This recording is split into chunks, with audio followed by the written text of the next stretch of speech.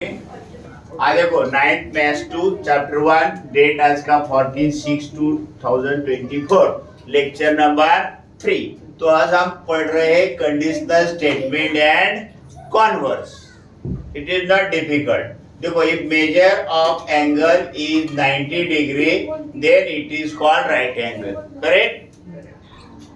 तो इसको इफ और देन के फॉर्मेट में जब हम लिखते हैं तब वह स्टेटमेंट को कंडीशनल स्टेटमेंट कहते हैं। समझ में आया? देखो conditional the statement which can be written in the if then form are called conditional statement.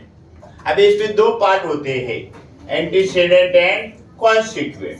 जो इफ के बाद आता है वो पार्ट को हम एंटीसीडेंट कहते हैं। The part of the statement which follow if is called antecedent. Second consequent the part following then के बाद जो पार्ट आता है उसको कॉन्सिक्वेंट कहते हैं।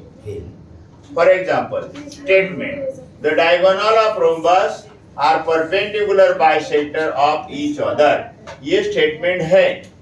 अभी इसको हम इफ देन फॉर्म में लिखना है तो ये राइट स्टेटमेंट है। देखो ये रोम्बस है, उसके जो डायगोनल है वो हमेशा perpendicular bisector of each other रहते।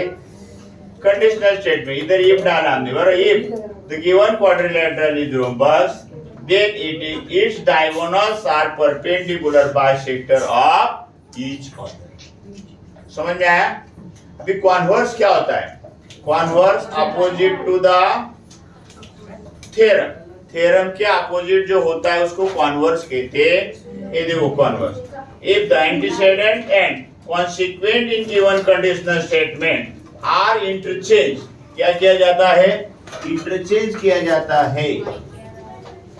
Then the resulting statement is called converse. Resulting statement को कॉन्वर्स कहते हैं। फॉर एग्जांपल देखो if diagonal of quadrilateral are perpendicular bisector of each other then it is rhombus. अगर उसके diagonal क्या है?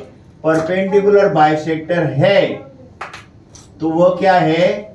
Rhombus है। क्या है? समझ में आया?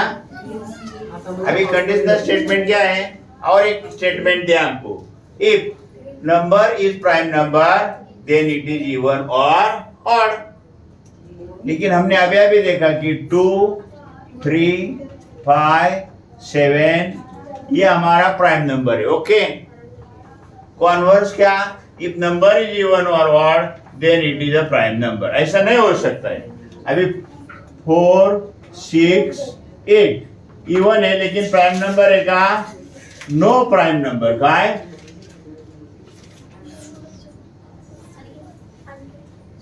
ये प्राइम नंबर नहीं है। In this example the statement is true. ये ऊपर वाला स्टेटमेंट ट्रू है लेकिन उसका कॉन्वर्स ट्रू नहीं है, but it converse is false, correct. अभी हमको यही करने का है। इफ और देन फॉर्म में गिवन स्टेटमेंट हमको लिखना है। 1.3 और write the following statement in if then form. क्या?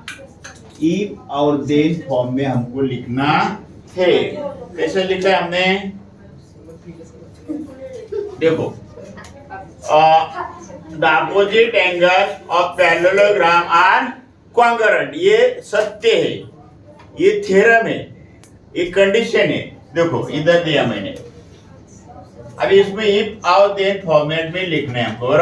If a given quadrilateral is parallelogram then its opposite angle are congruent। Third वाला in an isosceles triangle the segment joining the vertex and the midpoint of base is perpendicular to the। देखो ये हमारा isosceles triangle है, ये vertex है, ये mid point है, ये दोनों को ज्वाइन करने वाला सेगमेंट बेस को परपेंडिकुलर होता ही है। अभी इसका कॉन्वर्स कैसा आएगा? उल्टा इफ में if given triangle is an isosceles, अगर ये आइसोसेलेस है, बराबर, देन डबल हो गई Then the segment joining the vertex and the midpoint of base is perpendicular to the base. किसने